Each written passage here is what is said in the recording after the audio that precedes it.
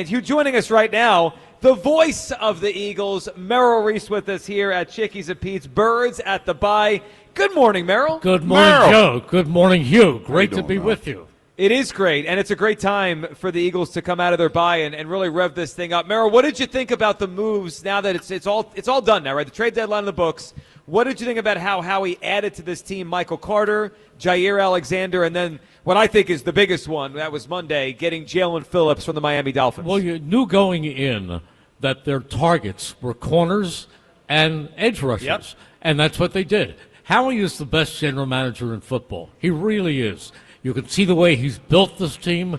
You can see the way he answers needs. It's just perfect, and we'll see how they produce. That'll be the test as the weeks go on. But at least he went out, he got what the Eagles needed, and they're a 6-2 team and in very good shape. Well, they are. And Merrill, my favorite thing about Howie is that he doesn't let one move not let him do the second. What I mean by that is, like, all right, this offseason, some guys walked away, right? They lost some good talent, and they decided to let the young guys try to play, right? And for the most part, it's been okay, but maybe not what they need to win the Super Bowl. And Merrill, I think some GMs would say, well, we're just going to keep going with the young guys. But I believed in that in March. I believe in it today. Howie never sits on his hands, Merrill. He's always looking to make the team just a little bit better. And I don't think every GM thinks like he does. Well, Joe, I go back to 2017 when they had LeGarrette Blount and they had Corey Clement, and he went out and got Jay Ajayi. And that was a very significant move. And to your point on that, Merrill, they didn't, quote unquote, need another running back, no. right? But as the season went on, you saw the dividends. I mean, Jay Ajayi helped. If they don't acquire Ajayi on that trade deadline, Merrill, I don't think LeGarrette Blount is as fresh as he is for the postseason. And he was. I mean, Merrill, I know he was one of your favorites. LeGarrette Blount was awesome in the postseason. The fact that he had his legs on him, it's a great point, and how he's able to do that here. And now we get to see how this plays out. And, Merrill, I don't know how this is all going to work, the puzzle, but I trust Vic Fangio to get the most out of these guys, and he has that relationship with Jalen Phillips. Well, he does, and he knows what he's watching. He doesn't – look at what he did last year when he had Cooper DeJean and didn't play him until into the season because he didn't think he was ready, because he didn't have much training camp, because he had the hamstring pull. So Vic knows exactly what he's doing. Merrill, I'm kind of curious. What do you think the running game is starting to turn the corner now? But why do you think it's taking so long for the running game to look like it looked a week ago? Because I don't think the offensive line has been totally healthy. Mm-hmm. I think they've been going through a rebuilding process. You're looking at Cam Jurgens, who's coming off back surgery, Landon Dickerson, who had a back and knee issue, Lane Johnson's had a neck problem. It's more that than anything else. Well, and that changes everything. And Merrill, the last game, we're all hoping that was the jumping off point, because that's the best this thing has looked in every way. And I know it was the Giants, but okay, that's fine. They get paid too, man. And they beat the Eagles 2 weeks before that, so we can accept what it was. But Merrill, that was the first time all year it looked right. Like they were opening holes. Saquon looked great, and then the passing game, Merrill, which has really come along the last few weeks, that Jaylen Hurts the last 2 games, 7 touchdowns, no picks. He's been awesome. He's been amazing. He has been amazing. Well, that's the big thing that the Eagles have. They have a great quarterback. He has just developed into a wonderful quarterback. People don't realize how good he is, how bright he is, how he sees the field, and how much work he puts into it.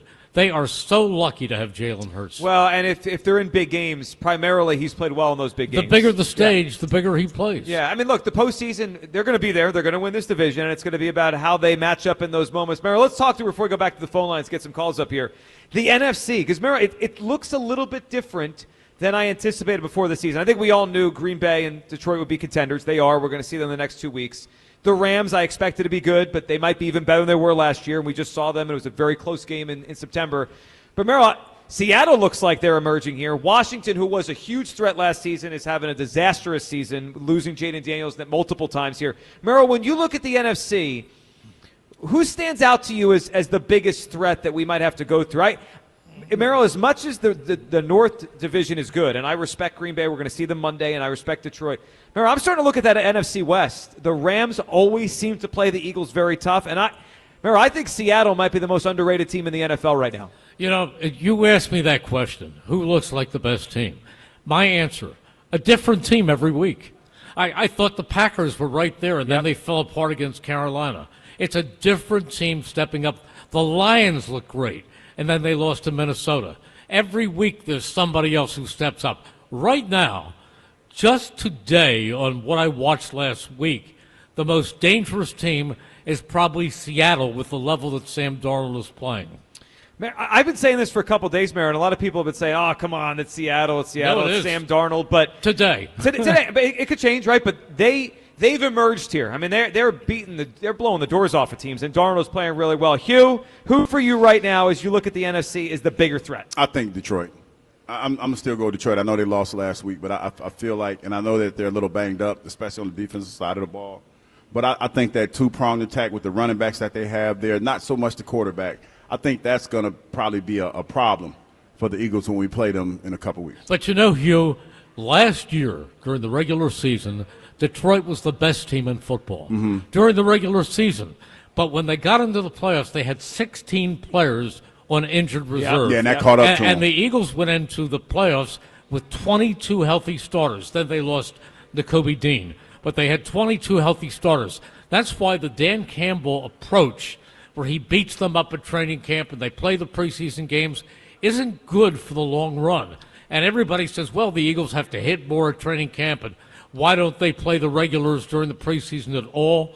It works. It works. It's a very good system. Yeah, you know, Mayor, I think they've found the right – it's like a happy medium they found, right? Because a couple of years ago, it did feel to me like it wasn't enough work in training camp. Like, you know, the practices fell short, and they've extended those. I think they've found the right balance between, all right, let's be smart about this, not playing the preseason, not going overboard in training camp, getting our guys hurt like you're talking about, but also get the work in. I think they have found the right balance. And, Merrill, they are able to keep their guys mostly healthy. I think they're really smart about when to put – It's not an accident. It's not. And I think they're smart about using the IR for a break. Like the Nolan Smith thing. I don't know what happened, if he re-aggravated, if it just didn't feel right, but – that was the right part of the season. If they get Nolan Smith back for the stretch run, that's a huge addition. Absolutely. I have so revised my thinking. I used to have that old-fashioned approach. Yep. You know, I came up when Dick Vermeil would bring 120 guys to training camp.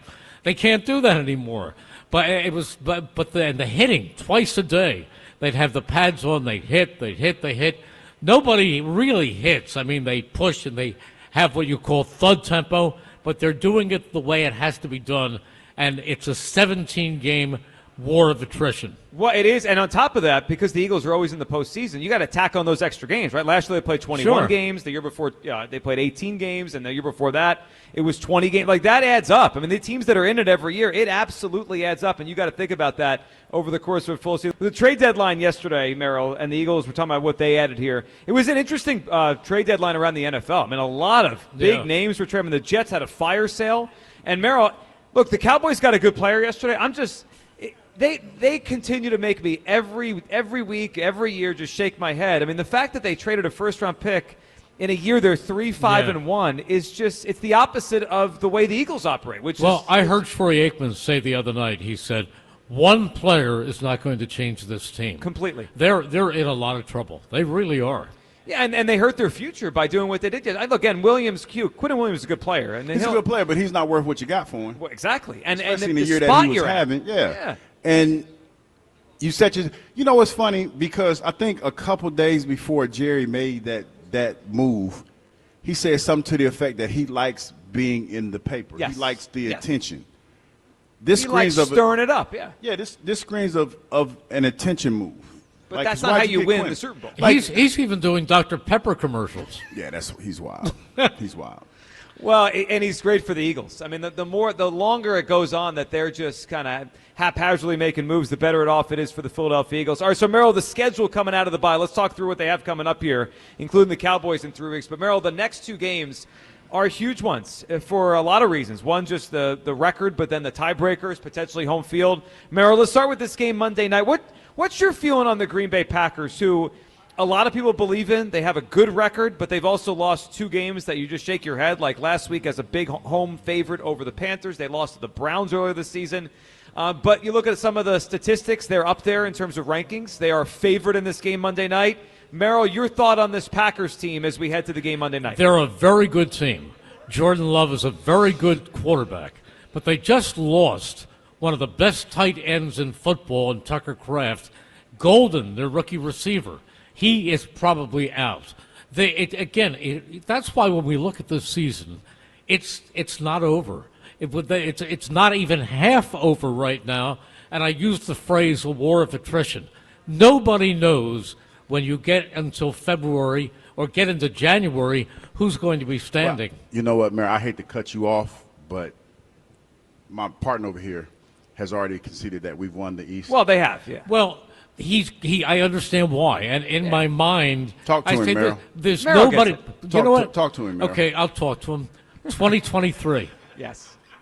10-1. And they collapsed. 2029. I don't think they will. But they will. But Merrill, that But Cowboys team that's- was also good, Are you right? arguing with me? Don't No, argue I'm with just, Merrill. I'm just throwing. Merrill, talk I'm to just him. adding it to the conversation. I am not allowed to project too far. Listen to what happened to me last year. Go ahead. Remember the Rams game in the playoffs? Get him right, man. And you remember when Saquon Barkley scored the touchdown course, late in the game? Yes. And I said, "There's the dagger."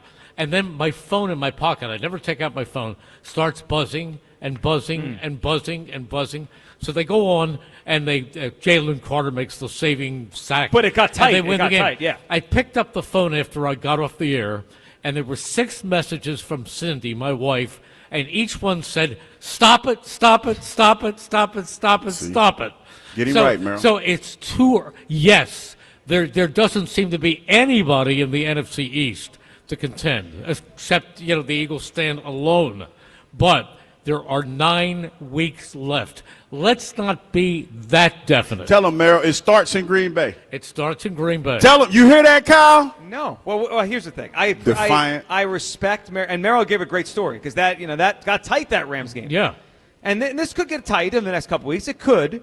I just believe they're going to win the division. I do too. Yeah, see, we all do. We all do, but we're not. At least Merrill admitted it. You didn't even admit that. The other day. You scared. This is my 49th year. 49 of them things. I've been hit in the head with roofs falling so many times I can't tell you. So I understand the perspective, and you're right. This thing is, and 2023 is a fair example. It was just 2 years ago, Merrill. They were 10-1. They didn't win the division. It's just striking how bad the other teams are in this division. And the Jaden Daniels injury, Merrill, because when the season started, I thought the Commanders were going to be good again. I mean, Jaden Daniels is a wonderful young quarterback, but it's unfortunate what's happened to him. Dan Quinn is taking so much deserved heat by leaving him in when they're up by $1 million. Hugh, that was a mistake. Dan Quinn left him in the game. I mean, they are down 30 points. It's the fourth quarter, 7 minutes to go. Yeah. And the thing is, he's already been banged up this year. So you're dealing with a player that has been a little fragile anyway. Well, you know what it was, I think, is that he didn't want to concede the game was over, but the game was over. The game was over. Just like the NFC is over. The game was over. And you got to protect your quarterback. Yeah, those are great words. You've got to protect. You know what I like, Hugh? I like the fact that Jaylen is running less this year. Yeah, he's more less in the pocket. less running into the open field. Yeah. You look at his stats; he's got a lot of tush pushes. He's got quarterback sneaks, but he is basically playing that quarterback position and being as safe as he possibly can. I mean, I look at Buffalo right now. Buffalo might be the best team in the NFL, but you look at what Josh Allen does. I mean, he is an accident waiting to happen. He runs recklessly. Look how many games Lamar Jackson misses. Yep. I love the way that Jaylen Hurts is being conducted and the way that he's managing the game and making the throws. He'll run. And just the fact that they know he can makes him a big threat. Yeah, he and they have managed his injuries over the years very well, Merrill. I mean, when he first started here as the quarterback, if you had told me 5 years in he would miss this few games, I would probably say that's surprising, right? Because we know how athletic he is. He runs, he's a physical runner. But he protects himself when he runs. He knows when to slide, when to get down. And for what it's worth, the tush push, it kind of insulates him, right? Even though it's a pile, but he's kind of insulated in his spot. You know what's funny about that? Who was one of the coaches last year who was a guy who was pushing to eliminate the McDermott. McDermott needs to be slapped across the lips, Merrill. Let me tell you, that's the truth. Sean McDermott was one of the guys. He was, and the fact of the matter is, here we are. The other night I watched the game, and Buffalo was using the tush push. Yeah. That's why they beat Kansas City. They needed it. He needed to be swung on. Speaking of the tush push. Let me just say he's a great guy. He is, we all knew him well. You're going to do it, Hugh? But I will. But in that one thing, No. You gonna put some money on my books? Radio Row this year. Hugh Douglas slaps Sean McDermott. Merrill, speaking of the tush push, it's going to be a big story heading into the game Monday. Remember, the Packers were the franchise that kind of pushed the most to get it out of the league last year. They didn't win the vote, so we have that. And then, Merrill, what's your take on the rhetoric this year? Seems to be it can't be officiated. Remember, last year it's a rugby play. It's not a football play. That was what everyone said. This year, Merrill, it feels like the big cry against the play is that the referees can't properly officiate. What's your take on that? I don't even think it's coming up. It's not slated to come up. They'd have to bring it up. Someone else would have to re-propose it. Re-propose it. Yeah. I think it's here to stay. Well, I mean, they didn't get the votes last year. My concern this time is the league is going to use the officiating issues to try to get it out. Like, well, we can't officiate it. Hey, they can't officiate a lot of things. Go back to that Denver guy. I am still angry about the Denver game where they didn't call intentional grounding against Bo Nix. Oh, yeah. And then they let Dallas Goedert get mugged at the 1 yard line. Was that the play where Cooper had the sack, the strip sack, and they said Bo Nix's arm was going forward? Was that the play you're talking about? Where he just threw the ball to the ground. Yeah, that was a weirdly officiated game. You're right about that. And then it was a couple weeks ago, the game where it probably should have been a fumble, Hugh, on Jaylen Hurts on the tush push, but they blew the whistle. Yeah, we benefited from that. That one we benefited from. Listen, that was a fumble. That was a fumble by Jackson Dart last week. That was. But my point is they're going to use the officiating issues on the play. That's going to be the rallying cry this year if they try to get this thing out.